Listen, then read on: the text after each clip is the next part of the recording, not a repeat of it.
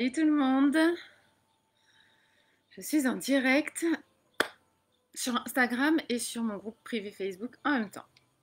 C'est trop chouette. Voilà, coucou, bienvenue.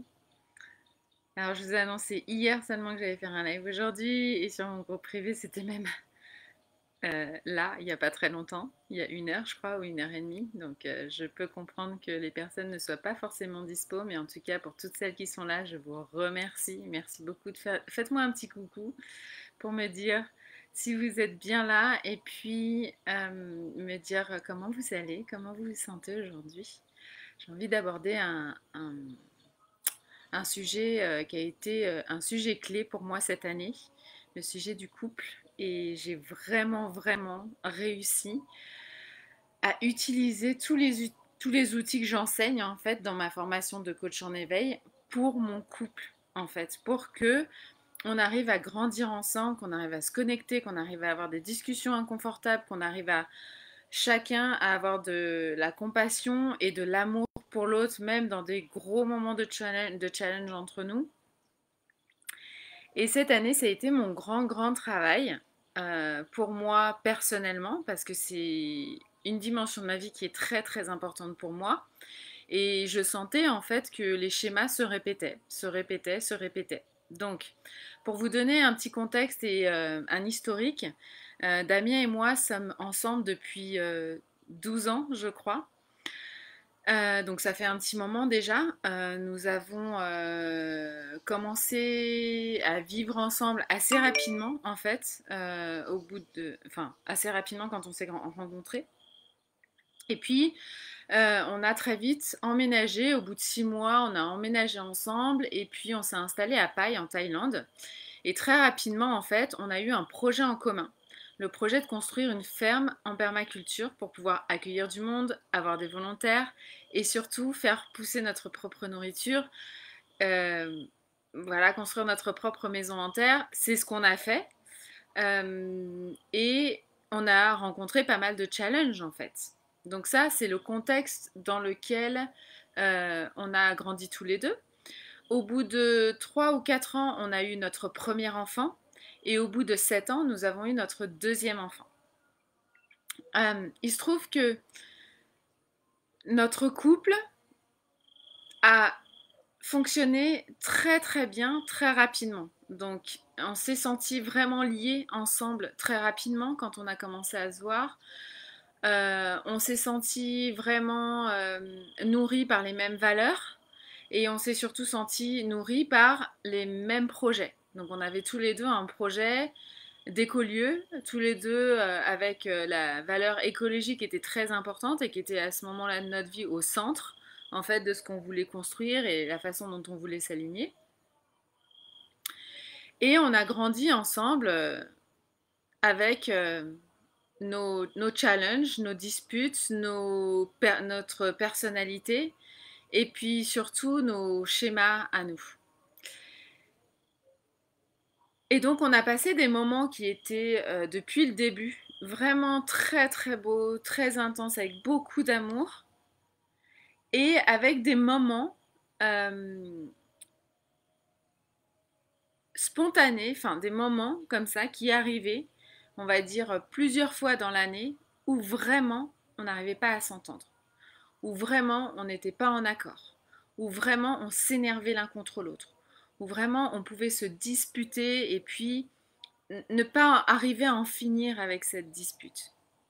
Ok, parce que on avait tous les deux en fait euh, appuyé sur nos boutons rouges et on n'arrivait pas à s'en défaire parce qu'on n'avait pas la conscience, on n'avait pas la présence en fait de se poser avec soi-même, de prendre la responsabilité de nos propres émotions et d'aller faire notre travail intérieur avant de le rejeter sur l'autre.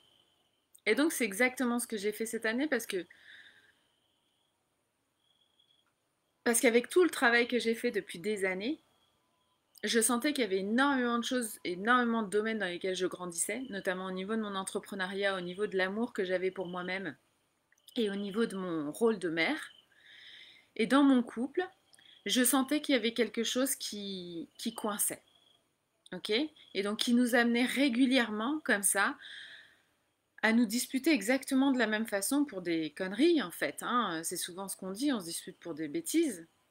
Mais en fait, ce ne sont pas des bêtises, ce sont des choses qui sont importantes à aller voir et qui vont faire qu'on va sortir de nos cycles répétitifs et de nos schémas répétitifs de comportement, nos schémas émotionnels et nos schémas aussi de communication. Et qu'ensuite, on va devenir capable d'aborder et d'avoir des conversations qui sont inconfortables pour nous, parce que tout doucement, en faisant son travail intérieur, en fait, chacun, on enlève nos masques et on rentre dans une vraie sécurité intérieure. Parce que le fait qu'on se dispute, le fait qu'on n'arrive pas à s'entendre dans un couple, c'est dans des moments où on ne se sent plus en sécurité. Okay, on n'est plus dans notre sécurité intérieure, on n'est plus dans notre ancrage et on va chercher la sécurité à l'extérieur. Donc on va avoir des attentes, on va avoir des demandes envers l'autre qu'il n'est pas forcément capable de nous donner sur le moment. Et on va appuyer sur nos boutons rouges, on va appuyer en fait sur nos blessures. Et le travail que j'ai fait cette année, c'est que de mettre en place une sorte de processus de pleine conscience pour arriver à examiner en fait les étapes dans lesquelles on rentre à chaque fois et qui vont faire que on va complètement se déconnecter et qu'on va finir par se disputer et en souffrir en fait de cette dispute parce qu'il y a énormément d'amour qui est là. Et donc dans ce processus, je l'ai analysé et à chaque étape en fait quand je sens en fait que je me sens de plus en plus en insécurité, à chacune des étapes, j'ai mis en place une pratique de pleine conscience. Et c'est ça que j'ai voulu vous partager aujourd'hui, parce que c'est ce qui me permet aujourd'hui de me sentir en sécurité à chaque instant dans mon couple et surtout de me sentir bien dans les challenges que l'on traverse. Lorsque, par exemple, il me dit quelque chose qui ne me plaît pas, lorsqu'il fait ou ne fait pas quelque chose qui est pour moi importante, j'ai réussi, en fait, à arrêter de projeter mon mal-être sur lui. J'ai arrêté aussi de rentrer dans une sorte de dramaland qui faisait que je perdais toute mon énergie et que mes vibrations diminuaient de plus en plus. Et en fait, j'ai commencé très clairement à prendre la responsabilité de tout ce que je ressentais et de tout ce que je pensais. Et ça a été vraiment une transformation clé pour moi. Il m'a fallu du temps, il m'a fallu de le faire plusieurs fois pour pouvoir vraiment reconnaître en fait les schémas et comment est-ce que moi je réagissais à chaque fois et à quel trigger et à quelle attitude ou à quel mot ou à quelle situation en fait je réagissais pour arriver justement à chaque fois, à chaque étape, de mettre dans un processus de pleine conscience pour arrêter de réagir aux situations, mais plutôt d'arriver à mieux y répondre, en prenant soin de moi et de ma sécurité intérieure en premier. Comment ça s'est passé? Je me suis rendu compte que de mon dialogue interne. Donc j'ai posé de la conscience déjà sur mon dialogue interne. Donc tous les jours, je pense à mon mari, tous les jours je pense à Damien, à ce qu'il fait, à ce qui se passe, au contexte de vie, à sa façon d'être avec les enfants, à sa façon d'être dans la maison, etc. Donc tous les jours je pense à lui. Et en fait j'ai réussi à identifier mes pensées. Et je me suis rendu compte que pour la plupart c'était des pensées négatives. Okay, donc j'ai commencé tout simplement, et que ces pensées négatives, en fait, ce que je lui reprochais au quotidien, je le projetais sur lui au quotidien avec mon attitude, mes comportements et mon énergie. Donc j'ai commencé tout simplement à prendre la responsabilité de mes propres pensées. Je pense ça, est-ce que c'est vraiment vrai? Ok, je perçois que c'est vrai, mais je perçois une seule partie de la vérité. Et il y a une autre partie de la vérité que je ne vois pas, que je n'entends pas et que je ne perçois pas. Et cette partie-là de la vérité que je ne vois pas, je vais la chercher. Je vais voir ce qu'il y a derrière. En prenant la responsabilité de mes pensées, je me suis posé les bonnes questions. C'est exactement ce que j'enseigne dans la formation de coach en éveil. Est-ce que c'est vrai? Comment je me sens quand je crois à mes pensées? Et qui je suis en fait, qui je deviens, quelle est l'identité que je prends au sein de mon couple, quelle est la place que je prends au sein de mon couple quand j'ai toutes ces pensées qui me traversent et quand je m'identifie à ces pensées-là. Une fois que j'ai réussi à déterminer à quelle pensée je m'identifiais vraiment, qui en fait créait mes émotions et qui créait qui j'étais avec lui et dans mon attitude et dans mon comportement avec lui, j'ai réussi à les transformer. Okay, ce qui m'a permis aussi d'aller voir les pensées, en fait, qui faisaient que je projetais des choses sur lui, que j'étais dans le jugement envers lui. C'est toutes les émotions que je ressentais. C'est-à-dire que je suis partie du principe que mes émotions négatives, donc j'entends par émotions négatives les émotions inconfortables, et ça je vous en parle déjà dans mon live d'hier, mes émotions qui sont inconfortables, et là je parle de la peur, du doute, de la culpabilité, de l'insatisfaction, de la déception, de la peur, je l'ai déjà dit, la colère, la frustration, toutes ces émotions-là, je suis partie du principe qu'à partir du moment où je ressens une émotion comme ça, c'est cette émotion devient une connexion directe avec ce qui se passe dans mon inconscient et avec mes croyances inconscientes. Et donc, à chaque fois que je ressens une émotion comme ça, je prends le temps de revenir dans mon monde intérieur. C'est-à-dire que je prends la responsabilité de cette émotion, je reviens dans mon monde intérieur et je vais voir à ce moment-là ce qui se joue profondément à l'intérieur de moi, dans mes croyances, dans mes pensées, dans mon passé, à quoi ça fait référence en fait, à quelle petite fille qui a été blessée, qui a vécu de la souffrance, ça fait référence. Je ne suis pas forcément obligée de re-rentrer dans l'histoire parce que c'est pas forcément ça l'essentiel sur le moment. Mais par contre, ce qu'il y a d'important en fait à voir à ce moment-là, c'est que c'est un vortex, c'est un chemin en fait qui me connecte directement à mon inconscient. Et ça, c'est hyper important parce que ça veut dire quoi? Ça veut dire que ce qui est en train de se jouer dans la dynamique entre Damien et moi, c'est pas lui le problème, c'est pas moi le problème, c'est juste que je suis en train d'être dans une. Je suis inconsciente à ce moment-là. Je suis pas dans ma pleine conscience, je suis pas dans ma pleine présence. Je suis juste inconsciente. Et donc je réagis. J'utilise mes mécanismes euh, que j'ai l'habitude d'utiliser, qui sont des mécanismes que j'ai créés depuis toujours pour me protéger, que j'ai créés parce que j'ai vécu de la souffrance par le passé, peut-être dans d'autres relations, parce que j'ai vu mes parents se disputer, parce que j'ai vu mes parents souffrir. Et je ne suis pas forcément obligée d'aller voir dans ces histoires-là. Mais par contre, ce qu'il y a d'important, c'est de me dire, ok, je prends conscience là, maintenant, sur le moment, de ce qui est en train de se jouer. Je suis en train il y a une émotion en moi qui est en train d'émerger parce que ça me rappelle quelque chose pour laquelle j'ai créé un mécanisme de défense.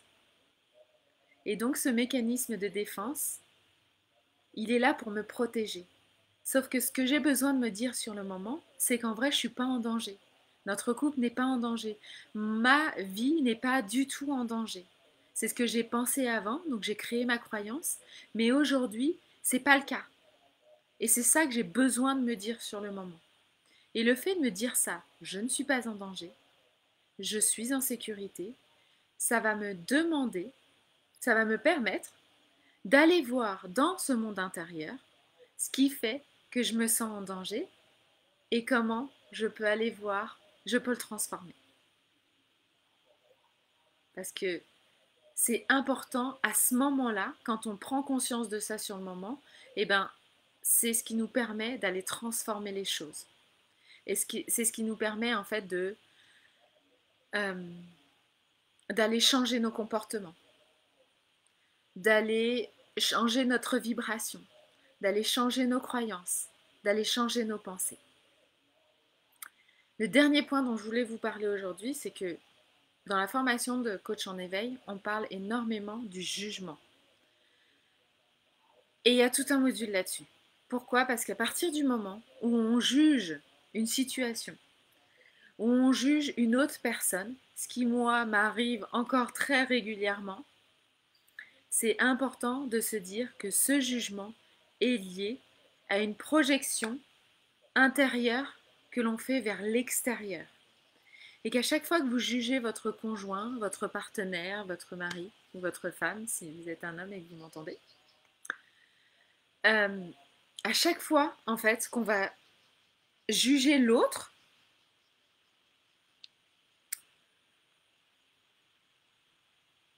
c'est juste une opportunité d'aller voir une part de soi que l'on a rejetée, que l'on n'a pas envie de voir et qui a besoin d'être vue et qui a besoin d'être accueillie et d'être aimée. Et c'est comme ça qu'on va développer notre amour pour nous-mêmes, parce qu'en fait, quand on veut évoluer sur notre chemin, que ce soit en couple, que ce soit dans notre entreprise, que ce soit quand on travaille avec des collègues ou en tout cas dans n'importe quelle relation que l'on peut avoir avec les autres, quand on veut avancer sur notre chemin, on a besoin en fait de rassembler toutes les parts que l'on a laissées derrière nous, ou on les a rejetées, ou on les a laissées, ou on les a cachées, ou on les a réprimées. Parce qu'en fait, régulièrement, à chaque fois que l'extérieur va venir pousser sur un de nos boutons rouges et va venir réactiver en fait une blessure, ce qui nous est demandé, c'est que on réaccueille cette part de là qui réagit et qui a besoin à ce moment-là d'être vue, d'être entendue, d'être reconnue et d'être aimée pour pouvoir se dissoudre en fait et se transformer et laisser la place, se dissoudre et donc laisser mourir cette blessure qui est là, cette réaction, ce comportement que l'on a créé pour pouvoir laisser la place à quelque chose de nouveau qui va nous servir dans notre relation. Et qu'est-ce que ça veut dire ça et pourquoi je parle beaucoup d'amour de soi? C'est parce que en fait, quand on fait ça, quand on laisse mourir une part quand on accueille une part de nous, qu'on l'aime et qu'on se permet en fait de voir les comportements et les schémas que l'on a créés pour se défendre, les mécanismes pour se défendre, et que on s'autorise en fait à laisser se dissoudre et laisser mourir ces mécanismes-là, ça nous permet de re-rentrer, de connecter à l'espace de notre cœur, à l'espace de la gratitude, pour créer quelque chose de nouveau. Et créer quelque chose de nouveau à partir de l'espace du cœur et de l'amour, plutôt que de créer quelque chose de nouveau à partir de l'espace de la peur. Vous voyez la différence? Et dans mon couple, c'est exactement ce qui s'est passé. C'est-à-dire qu'à chaque fois que j'ai analysé mes pensées, j'ai pris conscience de toutes les pensées qui me traversaient, des histoires que je me racontais, et qu'à chaque fois que j'avais une émotion inconfortable qui se présentait, eh ben c'était pour moi l'opportunité d'aller voir dans mes croyances, d'aller voir dans mon inconscient la part, en fait, excusez-moi, il y a plein de moustiques qui arrivent là, je suis en train de me faire bouffer tout doucement. La part, en fait, que j'ai rejetée et qui a fait que j'ai créé des mécanismes, en fait, de défense que j'ai besoin de laisser derrière moi pour pouvoir transformer ça. Et surtout de prendre la responsabilité de mes jugements, la responsabilité de mes émotions, la responsabilité de mes croyances et la responsabilité de la façon dont je perçois une situation, dans la façon dont je perçois Damien à ce moment-là.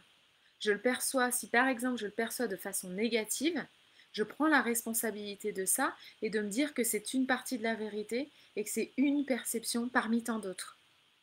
Et que lui aussi, il a son histoire.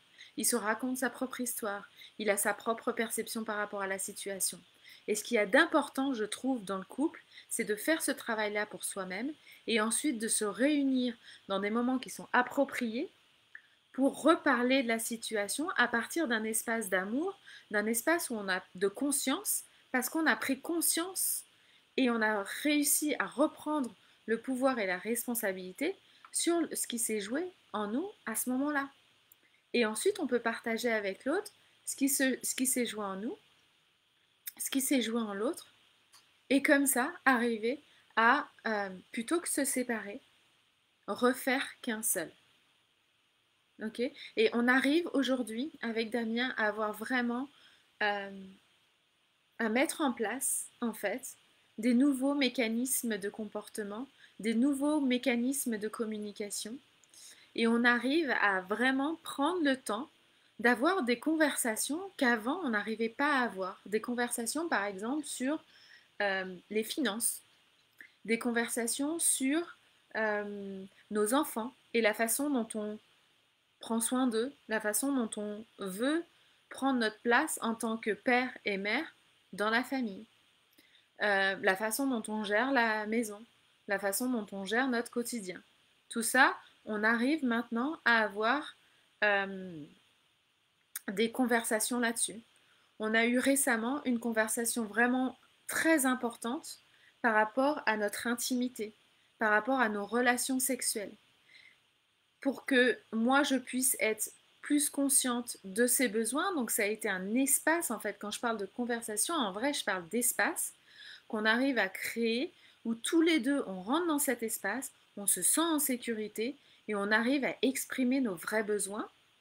Ça c'est la première chose. Et ensuite on arrive à exprimer nos vrais désirs, ce que l'on veut dans la relation, ce que l'on veut vivre avec l'autre, de profondément important pour nous et hmm, à quelle valeur on a envie de s'aligner. Et tout ça, c'est essentiel en fait pour arriver à grandir ensemble, évoluer ensemble et surtout vraiment s'apporter de l'amour au quotidien. Et donc aujourd'hui, je vous en parle en live parce que c'est quelque chose d'important qui a toujours été important pour moi. C'est un challenge qui a été, franchement, j'ai l'impression que depuis que je suis en couple, en fait, j'ai ce genre de challenge. Et tout doucement, j'avance sur mon propre chemin, tout doucement, j'avance sur comment est-ce que je peux, dans ces situations-là de couple, reprendre mon pouvoir plutôt que de laisser mon pouvoir à mon partenaire et de souffrir en fait sur le moment. Et donc aujourd'hui, j'ai l'impression d'être vraiment, d'avoir passé un niveau complètement au-dessus grâce à ce travail-là. Et je l'ai mis dans ma formation de coach en éveil parce que pour moi, c'est essentiel. En fait, je rencontre 90% de ma clientèle, rencontre, non, en fait, c'est 100% de ma clientèle, rencontre régulièrement des challenges dans son couple. Et ça nous draine.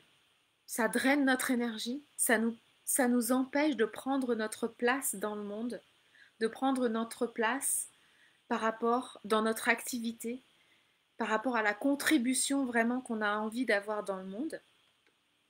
Et le fait de reprendre sa place dans le couple, de reprendre son pouvoir dans le couple, pour moi, c'est clé aussi pour arriver à reprendre euh, sa place dans le monde, dans ce que l'on a envie de créer comme projet et dans l'impact que l'on a envie d'avoir sur les autres, sur sa vie et pour ses enfants aussi, si vous êtes parents.